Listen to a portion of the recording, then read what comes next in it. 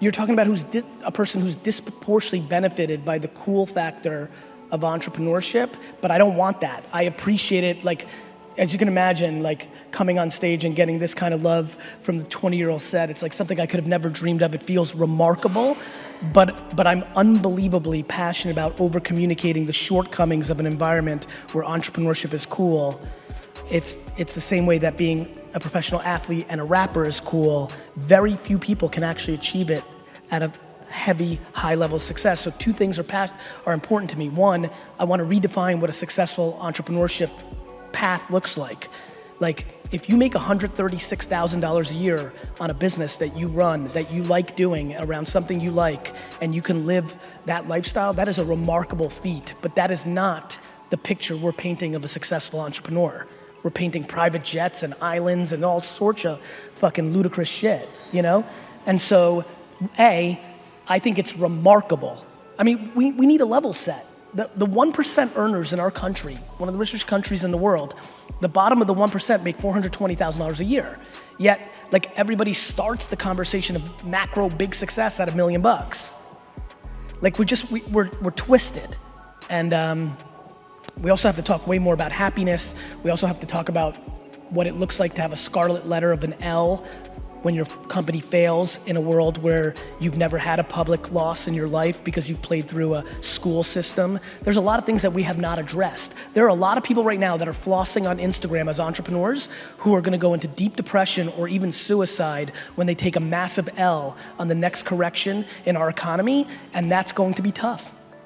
Yeah, those are sort of pretty deep things to start with, but yeah, if you are, but you know, Gary dives right in. You know, if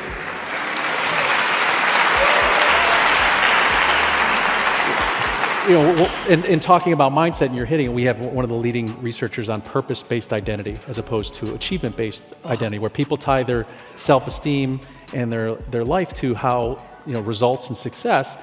You know, spoiler alert, you're not going to be happy. And so finding a purpose and aligning with your identity, that you're going to lead a much better life, you're going to be productive over a longer term, and you're probably not going to hit those low of lows that you talked about.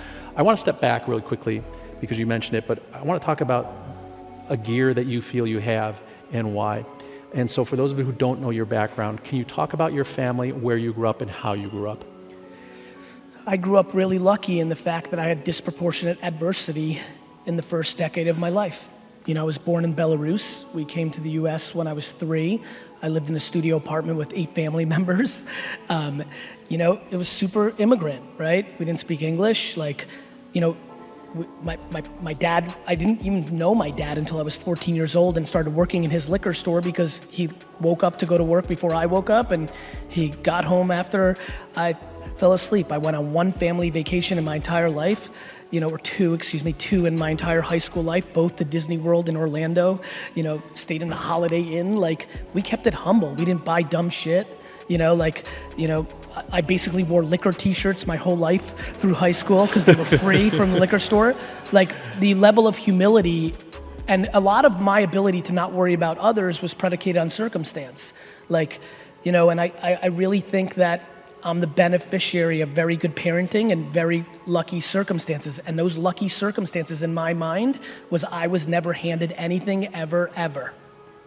And I genuinely, when I hear stories in culture of people thinking people that are trust fund babies are lucky, I just don't see the world that way. I actually think they're disproportionately unlucky. It would be my great devastation to end up being my children or my grandchildren. I mean it. That's just the way I'm wired. It doesn't mean they're wrong or I'm right.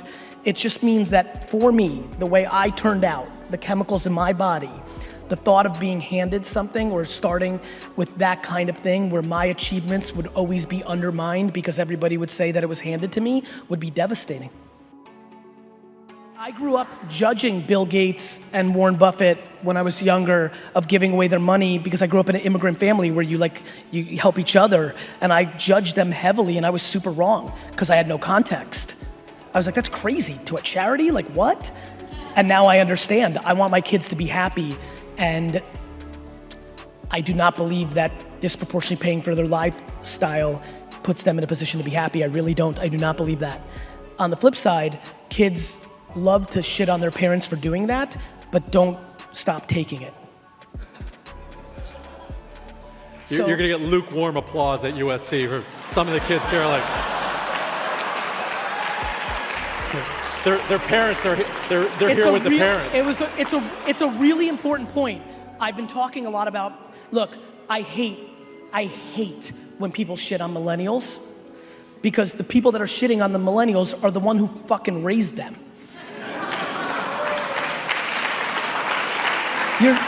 They're shitting on the byproduct of what they've created. On the flip side, when I say that, the kids love that, and they hit me up on DM. They're like, "Yeah, fuck my mom. She gave me too much." Like, I hate it. And I'm like, and I reply, and I'm like, "Cool, dude. So give up unlimited Uber, asshole. Get off the fucking payroll if you're so fucking unhappy." But kids talk out of both sides of their mouth because they're hypocrites.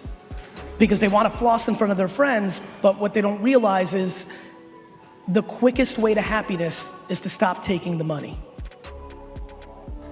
But it's a lesson. It's a lesson that it's hard to learn as you're younger in that age. As you get older, it's super easy to learn. You just have to realize that it's true, and you have to start valuing the opinions of your friends.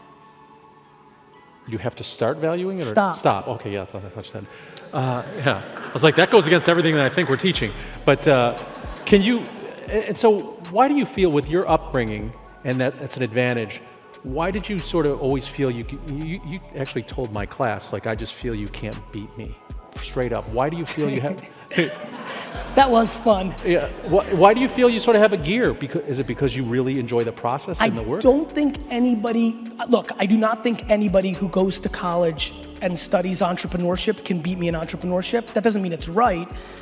And it's just kind of how my brain works. Like, I feel like it's a craft. Like, I don't think like, I think of it as we have not defined entrepreneurship properly. Here's why.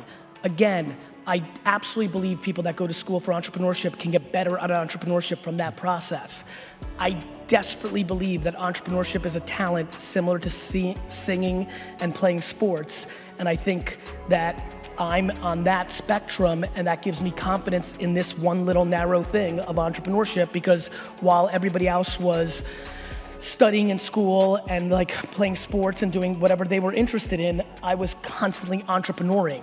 Right? And so I just have so much natural ability and so many years of practice that I feel like I'm on the extreme, and that's why I'm confident about it. And so, yeah, I mean, chip on shoulder, right?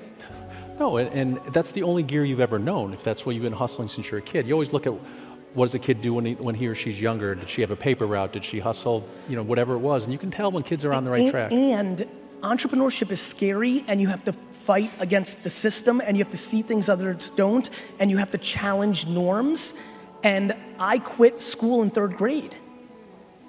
You know, like, I did. Like, it's super weird, but like, I started getting D's and F's in 4th grade. I consciously walked into 4th grade and said, I'm out. I did. And it was mainly because, for who knows why, and I really have no answer for this, but I just remember, I mean, 4th grade, you're a babe.